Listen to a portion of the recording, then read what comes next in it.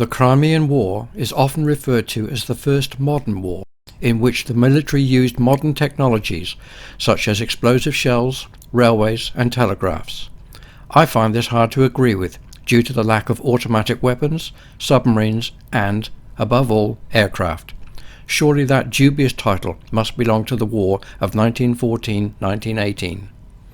That said, the war was one of the first to be documented extensively in written reports and in photographs, and as a result the war quickly became a symbol of logistical, medical and tactical failures and mismanagement.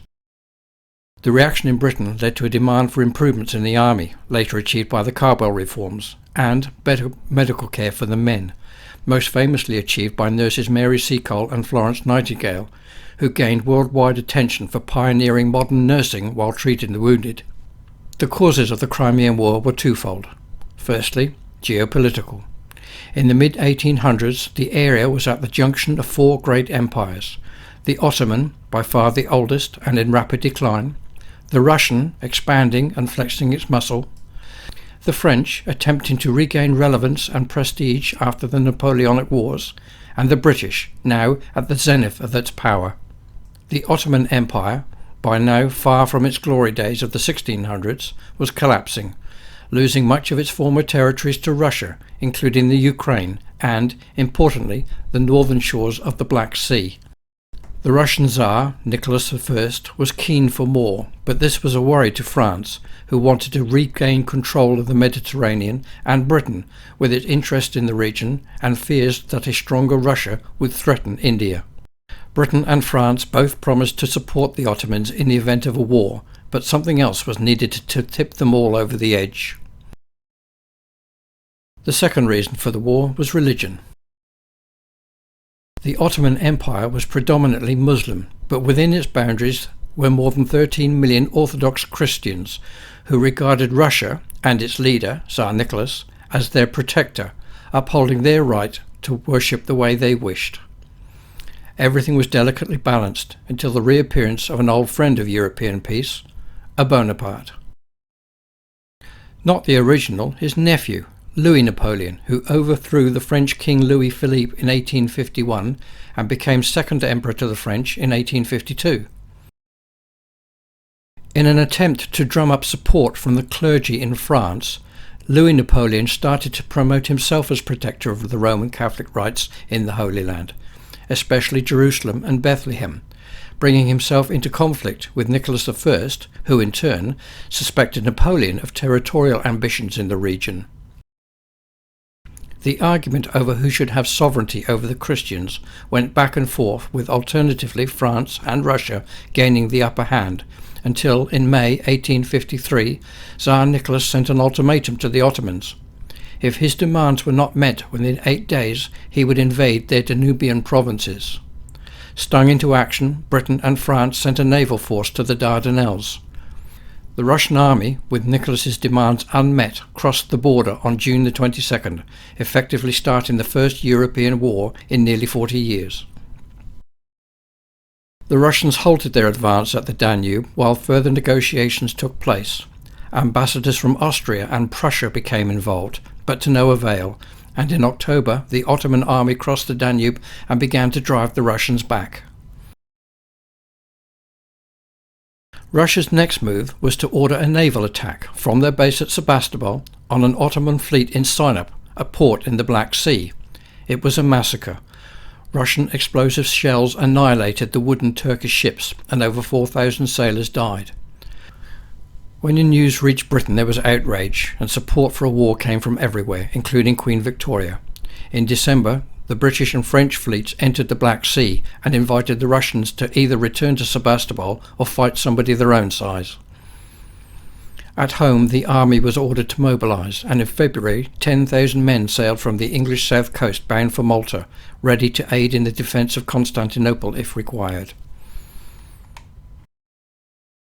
On the 27th of February 1854, a joint British-French ultimatum was sent to Russia: withdraw its troops from Ottoman territory by April or face war.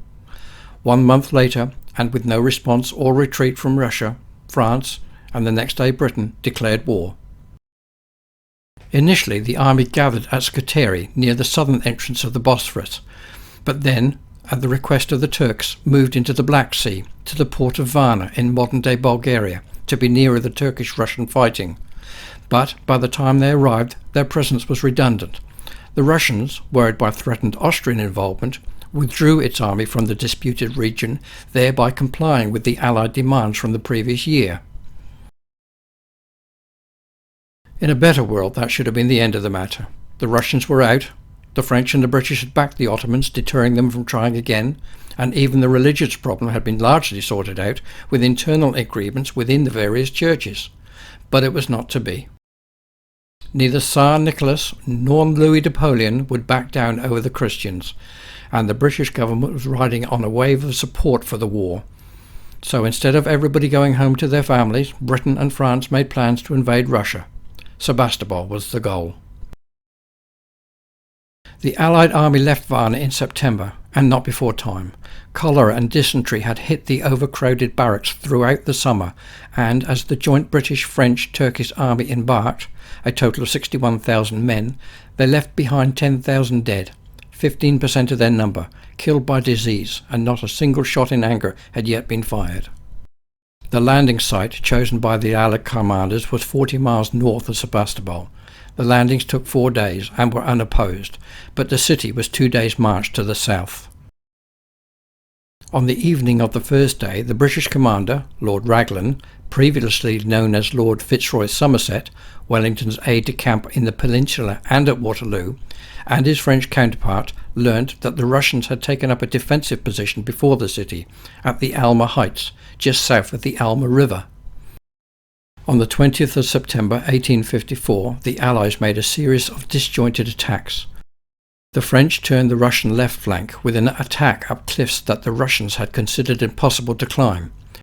The British, meanwhile, waited to see the outcome of the French attack, then twice unsuccessfully assaulted the Russians' main position on their right, but eventually superior British rifle fire forced the Russians to retreat. With both flanks turned, the Russian position collapsed and they fled. The battles cost the Allies roughly 4,100 casualties and the Russians some 5,000. Having landed north of Sebastopol, the Allies now found the direct route to the city blocked by difficult terrain and defending Russians. The decision was made to flank the city and attack from the south. With the encirclement complete in October, the British took the port of Balaclava, enabling them to land heavy artillery. The Russians, meanwhile, split their forces, with the navy defending the city with their considerable artillery and the army as a mobile attack force, threatening the Allies to the south. It was with these troops that the Russians attacked the British on the 25th of October 1854 in an attempt to cut them off from their supply base at the port. The Battle of Balaclava began with a Russian artillery and infantry attack on the Ottoman redoubts that formed Balaclava's first line of defence.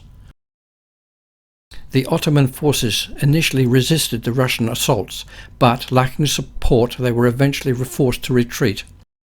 When the redoubts fell, the Russian cavalry moved to engage the second defensive line, held by the Ottomans and the British 93rd Regiment. This line held and repelled the attack, as did the British Heavy Brigade, who charged and defeated the greater proportion of the Russian cavalry advance, forcing the Russians onto the defensive. However, a final Allied cavalry charge, stemming from an ambiguous order from Raglan, led to one of the most ill-fated events in British military history, the charge of the Light Brigade. The Light Brigade consisted of the 4th and 13th Light Dragoons, 17th Lancers, and the 8th and 11th Hussars. Following receipt of the badly written order, the commanders of the cavalry, Lords Lucan and Cardigan, misinterpreted it, and, led further astray by its courier, Captain Nolan, who gave him his own incorrect instructions, 676 mounted soldiers rode into the wrong valley against the wrong target, facing 3 different batteries of cannon. The predictable massacre followed, and when the smoke had cleared, only 195 men were still mounted. After some stragglers staggered back, the final count was 344 killed, wounded or captured. Over 400 horses died as a result. So spent were the regiments that none of them took any further part in the conflict. In the end, the battle was inconclusive, and the failure of the British and French to beat the Russians at Balaclava set the stage for a much bloodier battle. For weeks it had been known that the Russians would soon begin a full-scale attack on the besiegers. As a preliminary move, the Russians launched a probing attack on the extreme right of the Allied line on the Inkerman Heights on the 26th of October. It proved a successful action for the British, but the Russians had gleaned all they needed to know about the position. Using this intelligence, the Russians launched their main attack on the same position 1 week later, in what was to become known as the Battle of Inkerman. On the 5th of November 1854, the Russians launched a heavy attack on the Allied right flank. The assault was made by 2 columns of 35,000 men. The initial Russian assault was to be received by the British 2nd Division, 2,700 men strong and 12 guns. The Russian columns moved in a flanking fashion east towards the British. They hoped to overwhelm this portion of the Allied army before reinforcements could arrive. The fog of the early morning hours aided the Russians by hiding their approach. However, the British had strong pickets and ample warning of the Russian attack, despite the early morning fog. The pickets, some of them at company strength, engaged the Russians as they moved to attack. The firing in the valley also gave warning to the rest of the 2nd Division, who rushed to their defensive positions. General John Pennyfather, a highly aggressive officer, did not know he was facing a superior Russian force. Rather than retreat, Pennyfather ordered his 2,700-strong division to attack. When they did so, the 2nd Division faced some 15,300 Russian soldiers. As the Russian infantry, armed with smooth-bore muskets, advanced through the fog, they were met by the advancing 2nd Division, who opened fire with their far superior Enfield rifles. Those Russians that survived were pushed back at bayonet point. Eventually, the Russian infantry was pushed all the way back to their own artillery positions. The Russians launched a second attack on the 2nd Division's left flank, but this time in much larger numbers. At this point, after the second attack, the British position was incredibly weak. If the Russians had known the conditions of the British, they would have ordered a third attack before the British reinforcements could have arrived. Such a third attack might well have succeeded, but they could not see in the fog and thus did not know the desperate situation of the British. The rest of the Russian column proceeded down the valley, where they were attacked by British artillery and pickets, eventually being driven off. The resistance of the British troops here had blunted all of the initial Russian attacks. Various positions were fought over, many changing hands several times during the morning, but eventually the British 4th Division arrived under General George Cathcart, and they were finally able to go on the offensive. The arrival of Cathcart and his men had the unexpected effect of encouraging other British units to charge the Russians. However, the flanking troops were caught in the rear by an unexpected Russian counterattack, and Cathcart was shot and killed, leaving his troops disorganized, and the attack was broken up. At this point in the battle, the Russians launched yet another assault on the 2nd Division's positions, but the timely arrival of the French army and further reinforcements from the British repelled the Russian attacks. By this time the Russians had now committed all of their troops and had no fresh reserves with which to act. With their attack spent, the Russians began to withdraw, and the Allies made no attempt to pursue. Following the battle, the Allied regiments stood down and returned to their siege positions. Allied casualties were 2,573 British, of which 635 were killed. The French 1,800, of whom 175 were killed. Another area of operations was the Azov Sea. In 1855, the Allied commanders decided to send an Anglo-French naval squadron into the Azov Sea to undermine Russian communications and supplies to the besieged Sebastopol. Contrary to aspects of the army organisation of the war, here was a campaign which was well planned, dynamically led and overwhelmingly successful. Allied warships struck at every area of Russian power along the coast, except for Rostov and Azov. No town or fortification was immune from attack, and Russian naval power ceased to exist almost overnight. Allied attention now focused on the city of Sebastopol, and the siege began. It was now that the inadequacies of the British army really became apparent. Short of food and warm clothing, the men suffered terribly in the bitter winter of 1854, and cholera was once again taking its dreadful toll. With no proper hospitals to help the sick, 4 men were dying of disease for every 1 man killed in action. The siege started in 1854 and lasted for 349 days, but eventually, on the 8th September 1855, the key positions of the Russians' defence were stormed and taken by the French, and, although the British failed to take their targets, the Russians knew they were beaten and set fire to the town, sank their fleet, and finally abandoned the city. While the British-French Ottoman alliance were busy fighting the Russians in and around the Black Sea, another much less discussed theatre of operations was taking place much further north. A British Navy division, which consisted of 13 steam-powered ships, 4 frigates and several smaller paddle-wheeled vessels, left Spithead on the 11th of March 1854, 17 days prior to the declaration of the war, under the command of Vice Admiral Sir Charles Napier. Joined by a division of the French Navy, the fleet of over 100 vessels sailed north with the aim of attacking the Russian fleet at their bases in the Baltic Sea.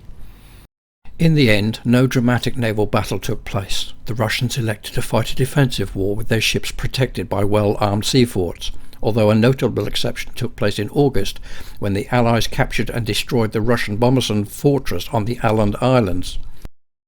Approximately 100 men from the Royal Sappers and Miners were landed to place demolition charges and blow it up. The rest of the campaign in the Baltic consisted of naval bombardment and small-scale raids of various ports and towns up and down the coast of the Gulf of Bothnia and the Gulf of Finland. The campaign is notable for one event. On the 21st of June 1854, 3 British ships bombarded the Bommerston fortress. Artillery from the shore responded and, while both sides suffered some damage, the casualties were light. During the battle, a live shell landed on HMS Heckler's upper deck with its fuse still hissing. All hands were ordered to fling themselves flat on the deck, but Charles Davis Lucas, with great presence of mind, ran forward and hurled the shell into the sea. For saving his ship, he was the first man ever to be awarded the newly created Victoria Cross. Queen Victoria had taken a keen interest in the progress of the war, and in December 1854, long before its conclusion, instructions were issued to award a medal with bars for the actions of Alma and Inkerman to all those British soldiers that had been present. A third bar for Balaclava was authorised the following February, and in September the bar for Sebastopol.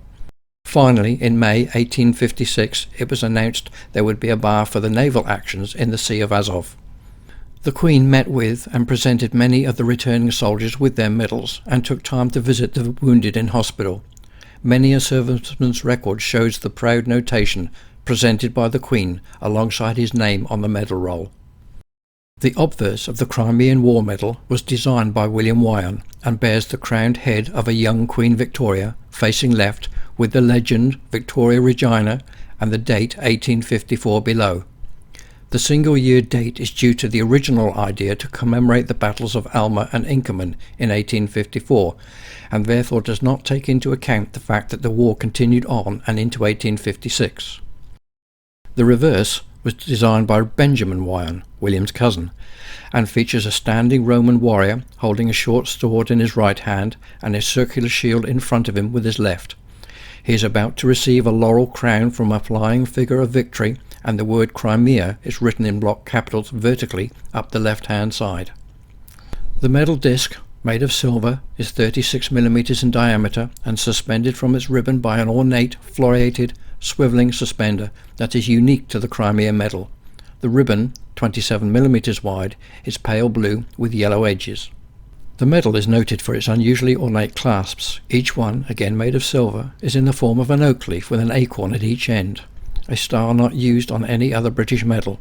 They were not universally popular, with one officer noted as having compared them to the labels on his brandy bottle. Most medals were awarded unnamed, but could be returned to the mint for naming free of charge. Officially done, they were impressed on the rim in block Roman capitals, in the same style as the Military General Service Medal. Some recipients had their medals privately engraved, using various other styles, but many didn't bother with either method, and their medals remained blank, their original names now lost to history. As mentioned, 5 class were eventually authorised, although the most any one man could receive was 4, and about 275,000 medals were eventually awarded. The medal shown here is a naval example awarded to Oliver Scullard, who was a gunroom steward on HMS Vulcan. Vulcan was an iron-hulled screw frigate of the British Royal Navy, launched in 1849 and was converted into a troopship in 1851. During the Crimean War, Vulcan operated in the Black Sea, transporting wounded troops from the Battle of Alma to Constantinople in September 1854 and returning with reinforcements in November. A year later, in November 1855, she was taking Russian prisoners to Constantinople. Oliver Dixon Scullard was born on the Isle of Wight in 1829, son of an army sergeant. After his service in the Royal Navy, he returned to the island and married Elizabeth. They had 5 children, all daughters, 2 of which died in infancy. He set up shop in Ryde as a successful master carver and gilder. Oliver died, still on the island, in 1890. Hard on the heels of the Crimea medal, in June of 1856, it was announced there would be a second medal for the campaign, this time for the naval squadron that operated in the Baltic Sea. This medal, appropriately known as the Baltic Medal, features the same obverse as its Crimean cousin, but without the year 1854. The reverse is designed by Leonard Charles Wyon, William's son. It features a figure of Britannia seated on a plinth, within which is a naval cannon and a pile of cannonballs. She is holding a trident in her right hand and looking over her left shoulder, with the fortresses of Bommersund and Sveaburg behind. Above is the word Baltic, and below the dates 1854 to 1855. It is suspended from its ribbon by an ornate silver swivelling suspender. The ribbon are the same colours as the Crimean medal, but reversed, yellow with light blue edges. No clasps were authorised. Approximately 61,000 were issued. All Baltic medals were issued unnamed, with the exception of the Royal Sappers and Miners mentioned previously. Their medals alone were officially named in block Roman capitals. The Crimean War officially ended with the Treaty of Paris on the 30th of March 1856, and the result was that almost everything went back to the way it was prior to 1853. An estimated 900,000 soldiers and sailors of all nations died, by far the majority of preventable diseases, for no real gain. Although that said, it was now glaringly apparent that the British Army was in desperate need of radical reform. With the recent invention of photography in the mid-1800s, we can still see these soldiers proudly wearing their medals as they were at the time, dressed in the uniform of their regiments, frozen in time, worthy winners of a hard-won award. Join us again next time when we return to India for a mutiny.